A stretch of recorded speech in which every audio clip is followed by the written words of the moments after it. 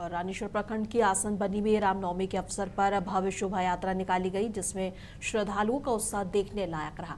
भगवान श्री राम की आकर्षक झांकियां, ढोल नगाड़े की गूंज से पूरा माहौल भक्तिमय हो गया।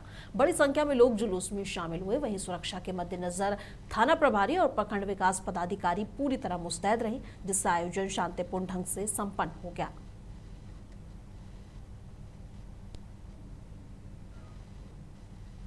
जामताड़ा में रामनवमी के दिन यात्रियों के लिए राहत की खबर आई। शहर के बस स्टैंड में वर्षों से बंद पियाऊ को नगर पंचायत अध्यक्ष आशा गुप्ता, उपाध्यक्ष सुनील बौरी और पार्षद की मौजूदगी में फिर से शुरू किया गया है। गर्मी में ये सुविधा यात्रियों के लिए बड़ी राहत साबित होगी। कार्यपालक पदाधिकारी सौमा खंडेत ने बताया है कि जल्द ही प्याऊ पर ठंडा पानी की मशीन भी लगाई जाएगी और जल आपूर्ति से जुड़ी शिकायतों पर तुरंत कार्रवाई होगी। अब यात्रियों को पानी के लिए भटकना नहीं पड़ेगा। आज हमने ये बस स्टैंड परिसर स्थित जो प्याऊ है इसका पुनः संचालन किया है। हमारे माननीय अध्यक्ष मैडम के कार्यक्रमों से ये इसका गठन हुआ है। पिछले कुछ दिनों में जिले के उपायुक्त महोदय के स्तर से भी एक आया था कि ये बंद पड़ा हुआ, इसको जल्दी से जल्दी इसको शुरू किया जाए। तो हमने अभी फौरी तौर पर पहले इसका जो पानी का संचालन वो शुरू करवा दिया है। साथ ही अगले कुछ दिनों में इसमें जो इसको चिलिंग करने के लिए, पानी को ठंडा करने के लिए वो मशीन का हम लगवाएंगे, उसका वो प्रक्रियाधीन है अभी। इसके साथ ही साथ वार्ड से जितना भी पार्षद जीत के आए हैं और माननीय अध्यक्ष मैडम हैं, उपाध्यक्ष मैडम हैं, उनके स्तर से जो भी जलापूर्ति को लेकर जो भी समस्याएं आती हैं हम लोग उसको तुरंत निदान करें। वर्षों से बंद पड़ा हुआ ये प्याऊ जो गर्मी के समय में बहुत महत्वपूर्ण था, आज पंचायत के अध्यक्ष और पूरे कार्यपालक और पदाधिकारियों की पूरी टीम ने त्वरित कार्रवाई करते हुए इस प्याऊ पानी की व्यवस्था को सुचारू किया है। मैं हृदय से बधाई देता हूँ और चाहता हूँ कि प्राथमिकता के आधार पर जहाँ भी पानी की किल्लत हो उसको दूर करने का प्रयास किया जाए। शुभकामनाएं, बहुत बहुत बधाई देती हूँ कि आज हमारा बहुत पावन दिन है और इस रामनवमी के अवसर पे इस भीषण गर्मी का मौसम है। अभी इस गर्मी के मौसम में ये प्याऊ हमारे आम जनता के लिए, हम लोगों के लिए, हर पब्लिक के लिए ये चारों नल तैयार हुआ है। ये बहुत खुशी की बात है क्योंकि ये बहुत वर्षों से बंद पड़ा हुआ था। लोगों को बहुत असुविधा हो रही थी। मेरे पास बहुत सारे कंप्लेन आ रहे थे कि मैडम आप जीतना तो पहले सब जगह गर्मी का दिन है, पानी की व्यवस्था जरूर रखना, हर मोहल्ले हर वार्ड में पानी की समुचित व्यवस्था कीजिएगा ताकि लोगों को किसी प्रकार का कोई दिक्कत ना हो। क्योंकि चारों बगल गर्मी है, मानव तो मानव, पशु पक्षियों को भी पानी की बहुत ज़रूरत होती है और इस भीषण गर्मी में सभी को पानी की बहुत आवश्यकता होती है। रामनवमी के अवसर पर कोड़ा प्रखंड में भव्य शोभा यात्रा निकाली गई, जिसमें बड़ी संख्या में श्रद्धालु शामिल हुए। बजरंग दल कार्यकर्ताओं के साथ बुजुर्ग, बच्चे और युवा उत्साह में झूमते नजर आए। आकर्षक झांकियां और जय श्री राम के नारों से माहौल भक्तिमय रहा और सुरक्षा के पुख्ता इंतजाम के बीच विधायक कविता देवी और प्रशासनिक अधिकारी पूरे समय मौजूद रहे, जिससे आयोजन शांतिपूर्ण तरीके से पूरा हुआ।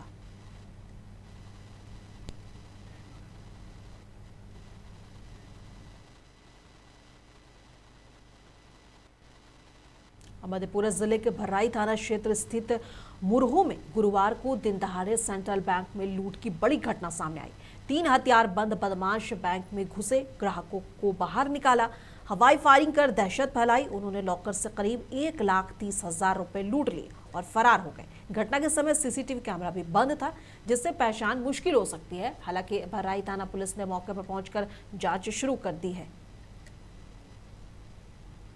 तीनों लंबे थे और पतले दुबले थे और एज लगभग 20 से 25 साल के आसपास का एज हो रहा होगा।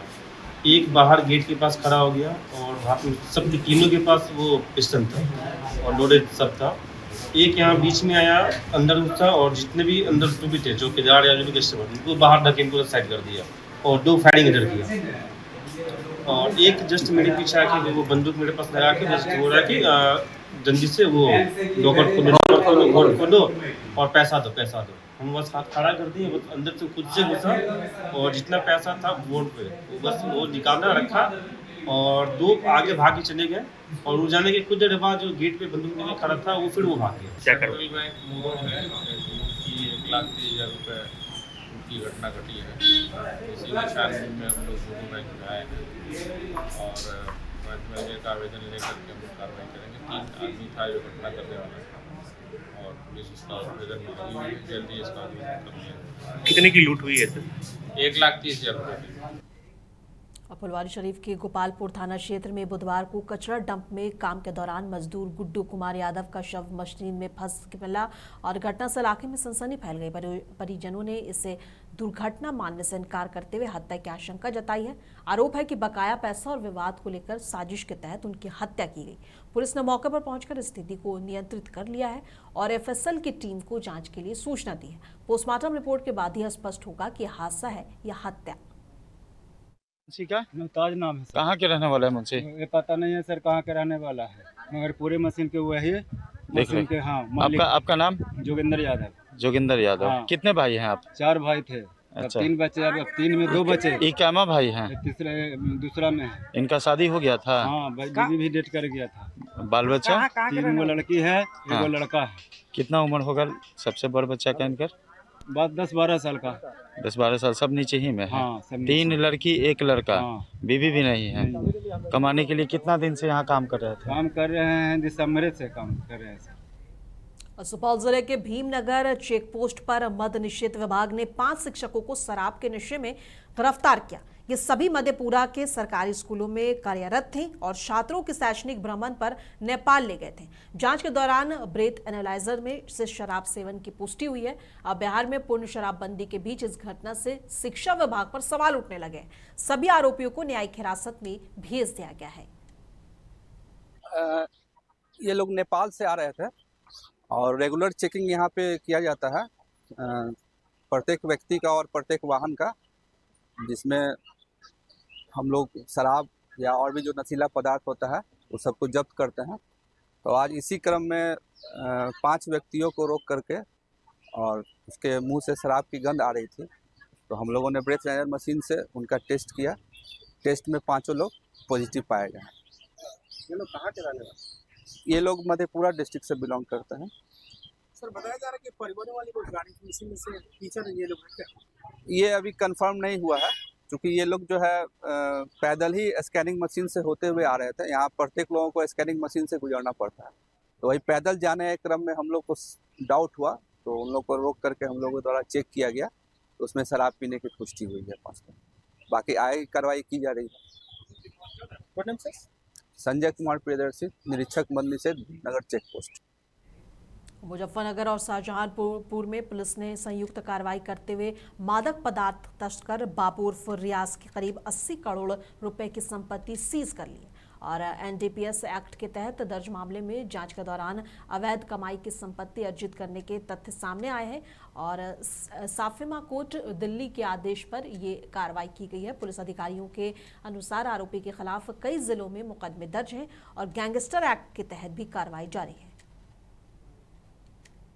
से बाबू उर्फ रियाज पुत्र सरताज, जिसके विरुद्ध विभिन्न जनपदों में एनडीपीएस एक्ट के अंतर्गत मुकदमे पंजीकृत है और उसके द्वारा नशीले पदार्थों का कारोबार कर जो अवैध संपत्ति अर्जित की गई है के विरुद्ध एनडीपीएस एक्ट की धारा 68F2 एनडीपीएस एक्ट 1985 के तहत कॉम्पिटेंट अथॉरिटी के आदेश के तहत सीजिंग और फ्रीजिंग की कार्रवाई की गई। साथ ही जनपद शाहजहांपुर में थाना कटरा के द्वारा इसके विरुद्ध गैंगस्टर की कार्रवाई भी प्रचलित है।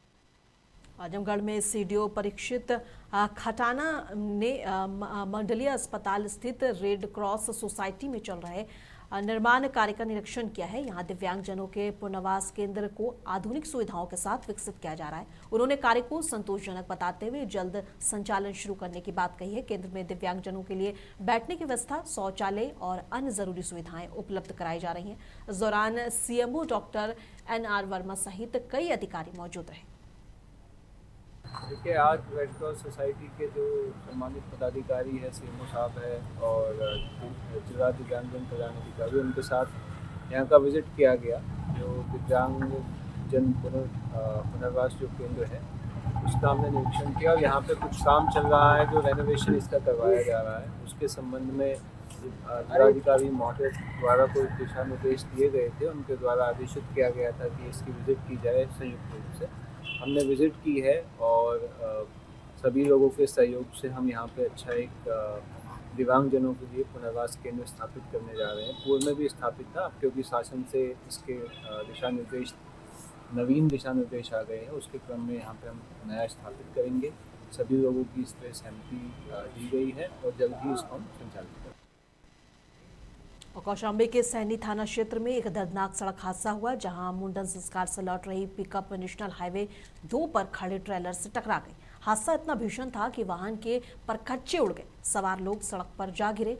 पुलिस के अनुसार अब तक 6 लोगों की मौत की पुष्टि हो गई है, जिनमें 3 बच्चे शामिल हैं, जबकि कई लोग गंभीर रूप से घायल हैं। घायलों को अस्पताल में भर्ती कराया गया है, कुछ को प्रयागराज रेफर कर दिया गया है।